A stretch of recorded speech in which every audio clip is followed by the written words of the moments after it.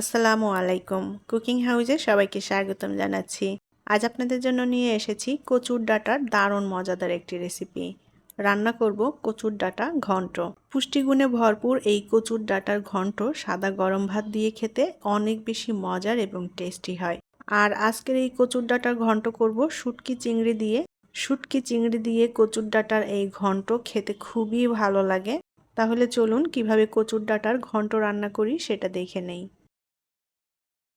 কচুর ডাঁটা ঘন্ট করার জন্য আমি এখানে কচুর ডাঁটা নিয়ে নিয়েছি। একটা বড় কচুর সম্পূর্ণ ডাঁটাগুলোই আমি নিয়ে নিয়েছি। এখন এই কচুর ডাঁটার খোসাটা ফেলে দিয়ে আমি ছোট টুকরো করে কেটে নিয়ে তারপরে কচুর ডাঁটাগুলো খুব ভালোভাবে ধুয়ে পরিষ্কার করে নেব। কচুর ডাঁটাগুলোর খোসা ফেলে দিয়ে আমি খুব ভালোভাবে ধুয়ে পরিষ্কার করে এভাবে ছোট টুকরো করে কেটে নিয়েছি ডাঁটাগুলোকে। চুলায় একটা প্যান বসিয়ে দিয়ে এখন প্যানে কচুর ডাঁটাগুলো নিয়ে নেব। এবার এর মধ্যে দিয়ে দেব পরিমাণ মতো লবণ আর দিয়ে দেব হাফ কাপের মতো পানি। কচুর ডাঁটা থেকেও পানি বের হবে, আর আমি হাফ কাপ পরিমাণ পানি দিলাম। এই দুয়ে মিলে কচুর ডাঁটাটা খুব ভালো মতো সেদ্ধ হয়ে যাবে। এবার ঢাকনা দিয়ে ঢেকে আমি কচুর ডাঁটাটা ভালো মতো সেদ্ধ করে নেব। ঢাকনা দিয়ে ঢেকে দিলে তাড়াতাড়ি সেদ্ধ হয়ে যাবে। 3-4 মিনিট পর আমি ঢাকনাটা তুলে নিলাম। এখন কচুর ডাঁটাগুলোকে একবার উল্টাপাল্টা করে নেড়ে দেব। কচুর ডাঁটা থেকে যখন পানিটা ভালোভাবে বের হতে শুরু করবে তখন কচুর ডাঁটাটা অনেকটাই কমে যাবে, নাড়তেও সুবিধা হবে। উল্টাপাল্টা করে দিতে হবে যেন কচুর ডাঁটাগুলো সমানভাবে সব দিকটাই সেদ্ধ হয়। কচুর ডাঁটা কিন্তু ভালো মতো সেদ্ধ না হলে গলা চুলকাবে, তাই অবশ্যই কচুর ডাঁটাগুলো খুব ভালোভাবে সেদ্ধ করে নিতে হবে। আবারও ঢাকনা দিয়ে ঢেকে সেদ্ধ করে নেব কচুর ডাঁটাগুলো। আমি হাই হিটে 6 থেকে 7 মিনিটের মতো কচুর ডাঁটাগুলো খুব ভালোভাবে জাল করে সেদ্ধ করে নিয়েছি। আর কচুর ডাঁটার যে পানিটা বের হয়েছিল পানিটাও অনেকটাই টেনে গিয়েছে, অল্প অল্প পানি এখনও আছে। ডাঁটাগুলো খুব সুন্দর মতো সেদ্ধ হয়ে গিয়েছে। আর ডাঁটাটা কিন্তু অবশ্যই ভালোভাবে সেদ্ধ করে নিতে হবে যেন কাঁচা না থাকে। কচুর ডাঁটাগুলো কাঁচা থাকলে কিন্তু গলা ধরে, গলা চুলকাবে। এখন একটা ডাল ঘুটনির সাহায্যে আমি এই কচুর ডাঁটাগুলোকে খুব ভালোভাবে ঘুটে নেব। কচুর ডাঁটাগুলো যত ভালোভাবে মিহি হবে এই ঘন্টটা খেতে ততটাই টেস্টি হবে। খুব ভালোভাবে চেপে চেপে কচুর ডাঁটাগুলো এভাবে ঘন্ট করে নেব।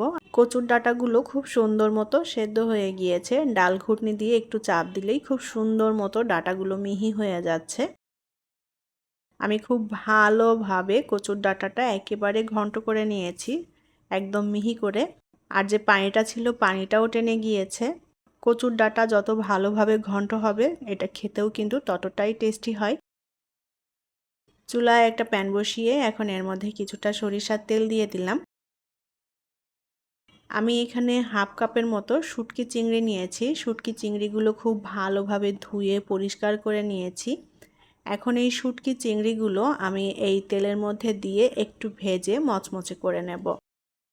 অল্প আঁচে খুব ভালোভাবে নেড়েচেড়ে শুটকিটা ভেজে নিতে হবে যেন কোনো গন্ধ না থাকে। আর শুটকিটা আগে থেকে এভাবে ভেজে নিলে ফ্লেভারটাও ভালো আসবে, খেতেও ভালো লাগবে। কচুর ডাঁটার ঘন্টটা শুটকি চিংড়ি বাদে তাজা চিংড়ি দিয়েও করা যাবে, আবার ইলিশ মাছের মাথা দিয়েও করা যাবে, নারিকেল দিয়ে করা যায়, বা যে কোনো বড় মাছের মাথা দিয়ে এই কচুর ডাঁটার ঘন্ট রান্না করা যায়। অল্প আঁচে খুব ভালোভাবে নেড়েচেড়ে আমি শুটকি চিংড়িটা মচমচে করে ভেজে নিয়েছি। এখন এই শুটকি চিংড়িগুলো আমি একটু আধা ভাঙা মতো করে নেব। শুটকি চিংড়ি চাইলে এভাবে আস্তও দেওয়া যাবে, তবে আমি আস্ত দিব না, একটু আধা ভাঙা করে দেব, এতে করে ঘন্টের মধ্যে খেতে ভালো লাগবে। তবে কেউ আস্ত দিতে চাইলে দিতে পারেন। কড়াইতে আমি পরিমাণ মতো তেল দিয়ে দেব। আর ঘন্টটা করছি সরিষার তেল দিয়ে। সরিষার তেল দিলে ফ্লেভারটা ভালো আসে। এখন এর মধ্যে দিয়ে দেব হাফ চা চামচ পরিমাণ কালো জিরা। কালো জিরা ফোড়ন দিলে খুবই সুন্দর একটা ফ্লেভার আসবে। দিয়ে দেব 3টা শুকনা মরিচ এবং 2টা তেজপাতা। এখানে কালো জিরার পরিবর্তে জিরাও ফোড়ন দেওয়া যাবে। এবার এই মশলাটা একটু ভেজে নেব সুন্দর একটা ফ্লেভার আসা পর্যন্ত। মশলাগুলো ভালো মতো ভেজে নিয়েছি। এখন এর মধ্যে দিয়ে দেব পেঁয়াজ কুচি। আমি এখানে মিডিয়াম সাইজের 2টা পেঁয়াজ কুচি করে নিয়েছি। পেঁয়াজটা এখন ভালোভাবে নেড়ে চেড়ে ভেজে নেব। পেঁয়াজটা আমি হালকা ভেজে নিয়ে এখন এর মধ্যে দিয়ে দেব রসুন কুচি। আমি এখানে 1 মুঠ পরিমাণ রসুন নিয়েছি। আর এই কচুর ডাঁটাতে রসুনের পরিমাণটা একটু বেশি দিলে খেতে ভালো লাগবে। রসুনটা দিয়ে খুব ভালোভাবে নেড়ে চেড়ে ভেজে নেব। এবার এর মধ্যে দিয়ে দেব কাঁচামরিচ। আমি 6-7টা কাঁচামরিচ একটু টুকরো করে কেটে নিয়েছি। কাঁচামরিচগুলো দিয়ে এবার রসুন, পেঁয়াজ, কাঁচামরিচ একসাথে ভেজে নেব।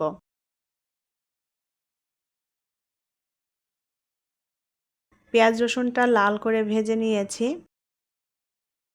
এখন এর মধ্যে আমি ঘন্ট করা কচুর ডাঁটা দিয়ে দেব।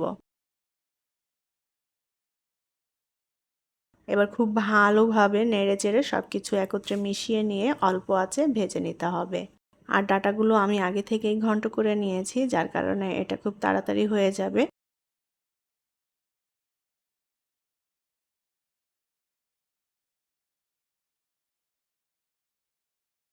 এখন এর মধ্যে দিয়ে দেব পরিমাণ মতো লবণ। লবণটা একটু বুঝে দিতে হবে, কারণ আমি কচুর ডাঁটা সেদ্ধ হওয়ার সময় লবণ দিয়েছিলাম। এখন দিয়ে দেব 1 চা চামচ পরিমাণ জিরার গুঁড়া, আর দিয়ে দেব 1/2 চা চামচ পরিমাণ হলুদ গুঁড়া। এবার খুব ভালোভাবে নেড়েচেড়ে মিলিয়ে নেব। চুলার আঁচ অল্প রাখতে হবে যেন পুড়ে না যায়, আর বারে বারে নেড়ে দিতে হবে যেন প্যানের তলায় লেগে না যায়। মশলাটা মিশিয়ে খুব ভালোভাবে ভেজে নিতে হবে, আর এটা ভালোভাবে ভাজা হলে খেতেও টেস্টি হবে। এবার এর মধ্যে দিয়ে দেব প্রথমে যে শুটকি চিংড়ি আমি ভেজে নিয়েছিলাম, সেই শুটকি চিংড়িগুলো আমি একটু আধা ভাঙা করে নিয়েছি।